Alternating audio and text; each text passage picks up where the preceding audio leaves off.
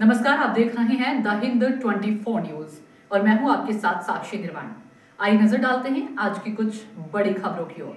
पश्चिम बंगाल से एक बार फिर स के डर से मौत का मामला सामने आया है। यह घटना कुल्पी विधानसभा क्षेत्र के ढोला थाना अंतर्गत कालीचरणपुर गांव की है।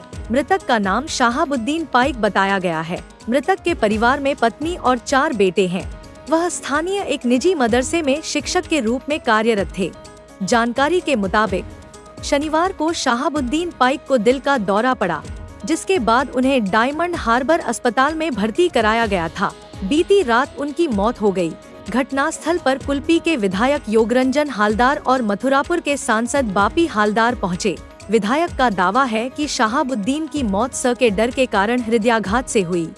मृतक के पिता अब्दुल मजीद ने बताया कि 2003 की कुल्पी ब्लॉक की मतदाता सूची में उनका नाम मौजूद है। साथ ही उनके बेटे शाहाबुद्दीन का वोटर कार्ड भी है। हालांकि शाहाबुद्दीन की पत्नी के नाम पर कोई पहचान पत्र नहीं था, जबकि उनकी सास का नाम 2002 की सूची में मौजूद है। परिवार और स्थानीय लोगों का सवाल, जब पूरा परिवार वैध रूप से मतदाता सूची में दर्ज है, तो फिर एक पढ़े लिखे व्यक्ति को इतना भय क्यों हुआ?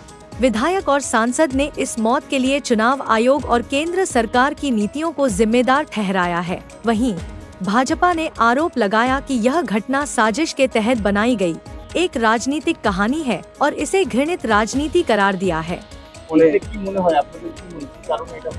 এটা শুধুমাত্র এসআইয়ের বিষয়ে হয়েছে। এসআইয়ের নিয়ে আমার কাছে ফোন করেছিল, ফোন করে জামাইবাবু বলছিল যে এইরকম ভাবে কাগজ ঠিক নেই তোর বোনের, কি করবি একটু দেখ, কাগজটা দেখ কি করবি।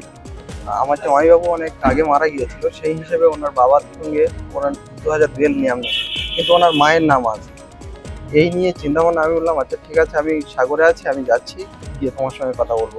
আমি শুক্রবার রাত্রে ফিরিয়ে শনিবার এটাই হয়। কি হয়েছে আপনার?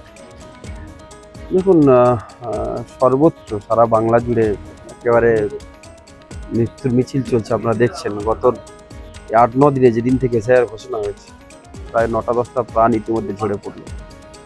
আমরা খুবই আতঙ্কিত যে ইতিমধ্যে আমাদের মথুরাপুর লোকসভার কুল্পি বিধানসভাতে শিমুলবেড়িয়া গ্রামে, কালীচরণপুর গ্রামে আজকে আমাদের হাফেজ সাহেব, একজন হাফেজ শাহাবুদ্দীন পাইক, তিনি গত 2-3 দিন আগে তার নাম এবং তার স্ত্রীর নাম লিস্টে ছিল না, তার বাবার নাম ছিল।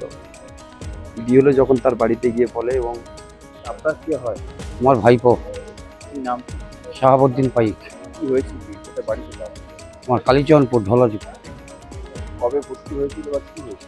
শনিবার দিন। আর ওই এসআইআর রিতে আতঙ্কে মারা গেছে।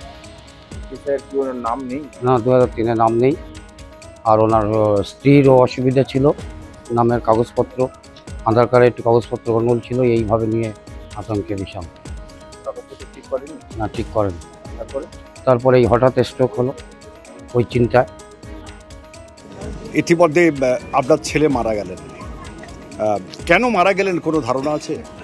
3-4 দিন আগে বা 1 সপ্তাহ আগে খালি বলতো আব্বা তোমার বউ আর ভোটার লিস্টে নাম নেই, আর আধার কার্ডের বাপের কি পরিচয় নেই, সেইটা নিয়ে ওই এসআইআর নিয়ে তো টেনশনটা বেশি করে।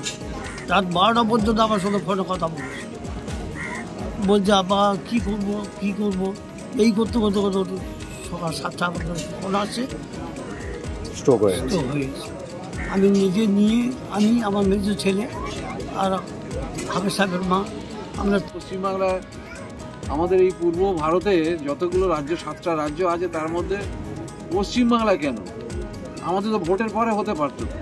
এই এসআইআর 2002 সালে যখন হয়, 2 বছর ধরে হয়েছিল। এই এসআইআর 2 মাসের মধ্যে এরা শেষ করবে, এবং এতে অনেক ভুলভাল। মূল উদ্দেশ্য যেটা, যে এসআইআরে ভোটার কমানো, বাদ দেওয়া, এটাই তাদের মূল উদ্দেশ্য, এবং বাদ দিয়ে বিজেপিকে। দেখুন, মথুরাপুর লোকসভার ঢোলাহাট থানার শিমুলবেড়িয়া গ্রামের শাহাবুদ্দীন পাইক নামে এক ভদ্রলোক, বয়স 47-48, তিনি পেশায় একজন মাদ্রাসা শিক্ষক। তিনি গত 1 তারিখে ব্রেন স্ট্রোকে আক্রান্ত হয়ে ডায়মন্ড হারবার হাসপাতালে ভর্তি হয়েছিলেন। গতকাল তার মৃত্যুর ঘটনাকে কেন্দ্র করে তৃণমূল তার ডার্টি পলিটিক্স শুরু করে দিয়েছে। তারা রটাচ্ছে যে এসআইআর এবং সিএ আতঙ্কে না। আপনার এখানে এই যে যুবক মারা গেলেন, এই মারামারি নিয়ে বলা হচ্ছে যে এসআইআর আতঙ্কে মারা গেছে, আপনি কি বলবেন? আমি তো তাই মনে করছি, না হলেও এটা একটা ইস্যু অবশ্যই, কারণ উনি ক্লাস করছিলেন, ক্লাস করা অবস্থাতে হঠাৎ স্ট্রোক, সঙ্গে সঙ্গে বাকশক্তি হারিয়ে গেল। আর গত শনিবার স্ট্রোক হয়েছে 8টায়। তারপরে ডায়মন্ড হারবার নিয়ে যাওয়া হলো। देखते रहिए द हिंद 24 न्यूज।